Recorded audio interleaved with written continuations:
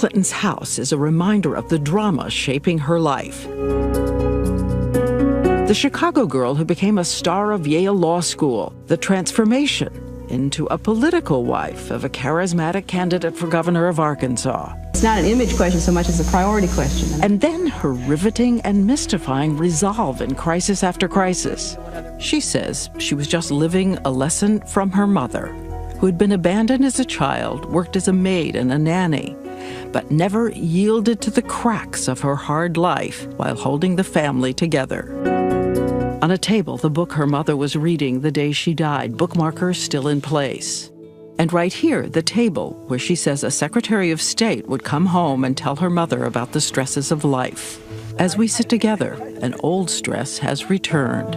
An essay in a magazine making headlines, and political opponents warning they think the topic is still fair game. Monica Lewinsky is back in the news. Well, she's perfectly free to do that. She is, in my view, an American who gets to express herself however she chooses. But that's, not something that I spent a lot of time thinking about. Really? Really, yeah. I mean, I wrote about it in my book, Living History. I dealt with it at the time. I have moved on, and that's how I see, my life and my future. You're not looking at me thinking, here she is asking these questions. No, because again. I knew you would. I knew you'd have to. I mean, it's something in the news. You have every right to ask, and I have every right to tell you how I feel.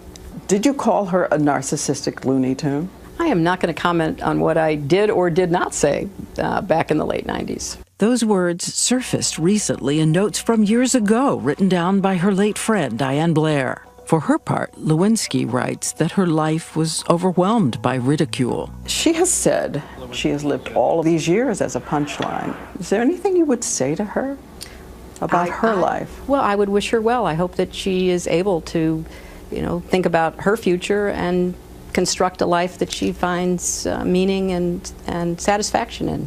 How are you different than you were then? Well, I think the 8 years of the presidency taught me a lot. And then my 8 years in the Senate. I've tried to become a deeper, more understanding, more open, more grateful person as I've gone through these last 20 years.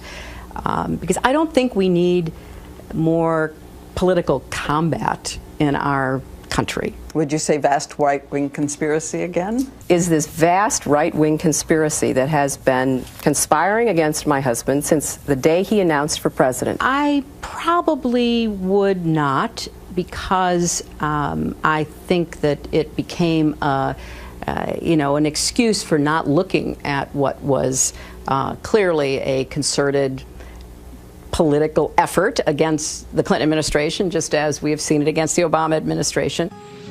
So from this vantage point, a lesson for a younger generation about the choice she made back then?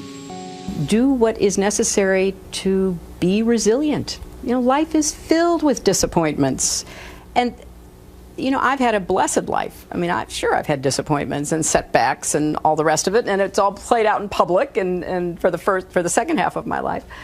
But everybody does. I respect anyone who, when they're knocked down, gets back up. I mean, it's really about just that. And I learned that from my mother, who had a really horrible childhood and was so mistreated and neglected and abused and could have become a whiner, a quitter on life. And she didn't. She kept coming back. And she told me, she said, you can be knocked down 8 times, 10 times, 100 times. What matters is whether you get back up. I went to retrieve a photo I had seen on one of her tables, a couple who met in the Yale Law Library. She introduced herself, saying, "If you're going to keep looking at me and I'm going to keep looking back, we at least ought to know each other, and I'm Hillary Rodham." And what's your name? I couldn't remember my name. We have watched her defend him. I'm sitting here because I love him, and I respect him, and I honor what he's been through and what we've been through together. And then becomes Secretary of State with him there at her side. I am so grateful to him for a lifetime of all kinds of experiences. Somebody said, forgiveness is releasing a prisoner and discovering the prisoner was yourself.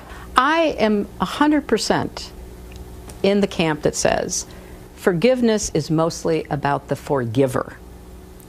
I know too many people, having now lived as long as I have, who can never get over it. Forgiveness is a way of opening up the doors again and moving forward, whether it's a personal life or a national life. Back to that photo from the table of a girl in a plain cotton dress on her wedding day. We were poor college professors. We got married in our house, and I bought the dress off the rack the night before, and we had a friend give us a reception. It was wonderful. Is this the happiest time in your marriage? We've had a lot of happy times. We started off, a conversation all those years ago at Yale Law School, and 40. Yeah, more. Oh my gosh, so many years ago. It's never stopped, and we make each other laugh. We support each other. It's really another one of my blessings.